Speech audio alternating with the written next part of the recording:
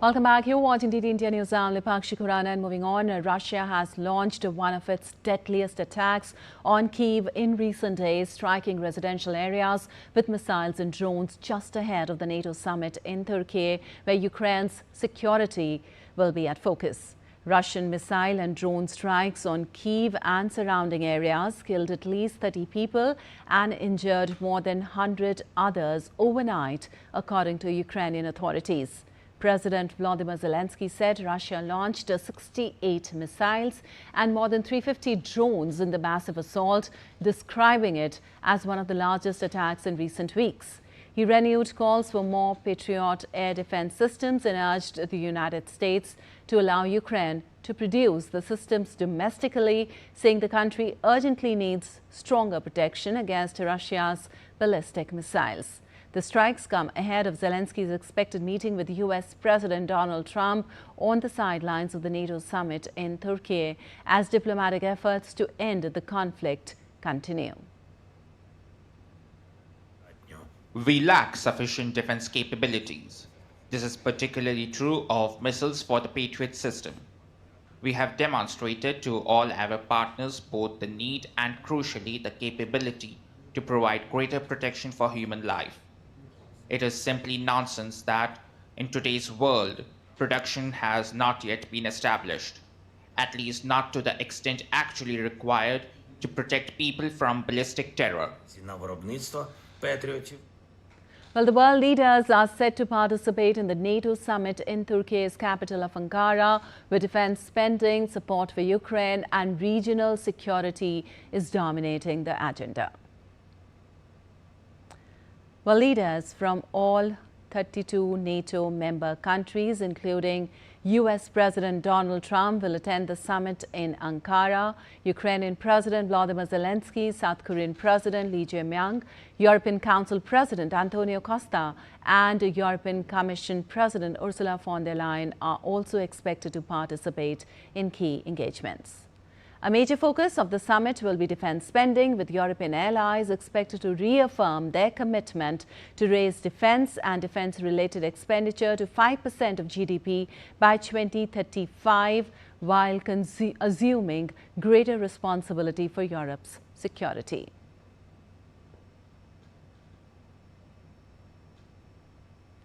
Well, the NATO members are also expected to pledge continued support for Ukraine, including a commitment to provide 70 billion euros in military equipment, assistance and training in 2026, with partners aiming to maintain similar levels of support in 2027.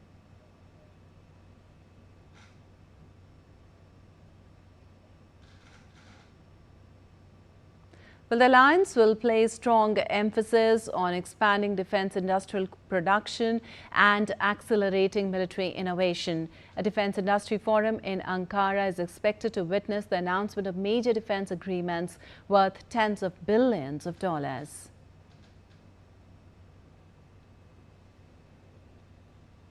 Well, the regional security issues are also expected to feature prominently. NATO leaders are likely to reiterate that Iran must never acquire nuclear weapons and call for the protection of freedom of navigation through the Strait of Hormuz.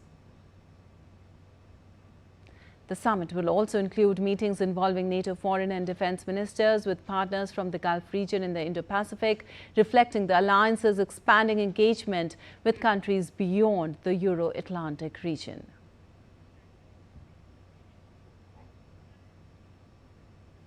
And DD India's Akhilesh Suman joins us for more on this. Well, Akhilesh, talking about the Russia-Ukraine war, what message is Moscow trying to send by launching one of its deadliest attacks on Kyiv just ahead of the NATO summit? And what impact could this have on the conflict?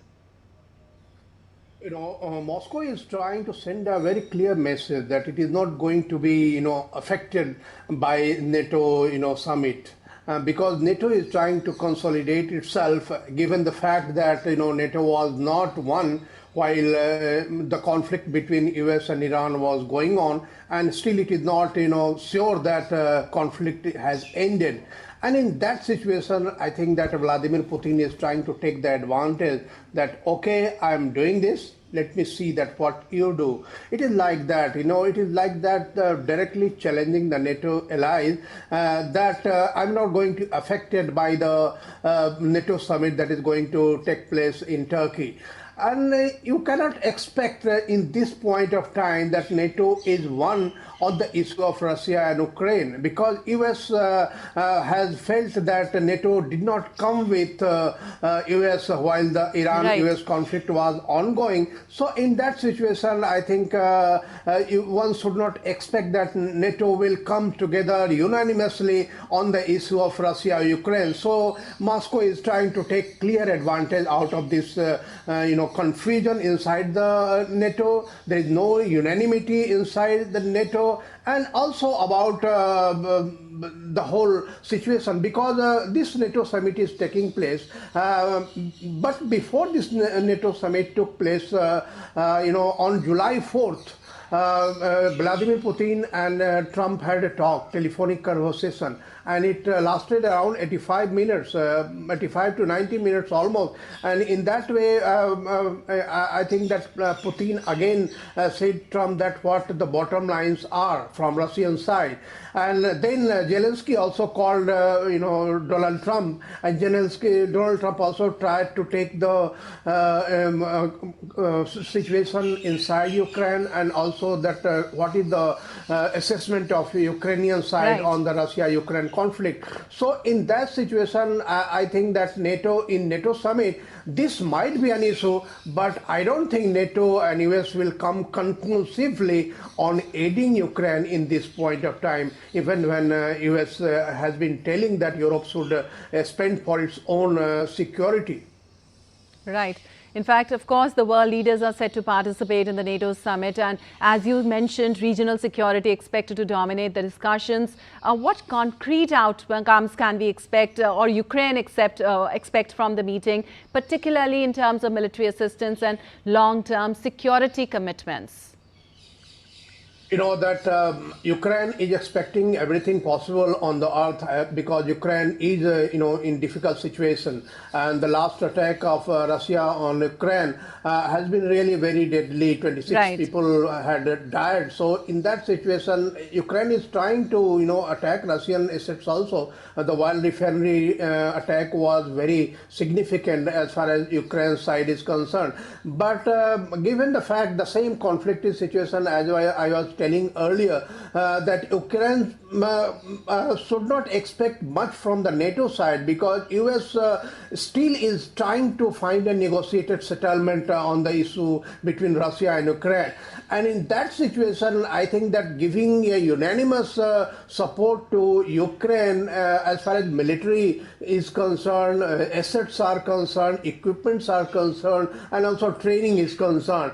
But, that Ukraine may get support from European allies, because Europe is one on the issue of Russia-Ukraine conflict. So let us hope that what Donald Trump speaks in the NATO summit, because while Russia was expecting some sort of rational approach from the Donald Trump side, Russia does not expect anything from the other NATO allies. So in that situation, I think that we have to keep the fingers crossed about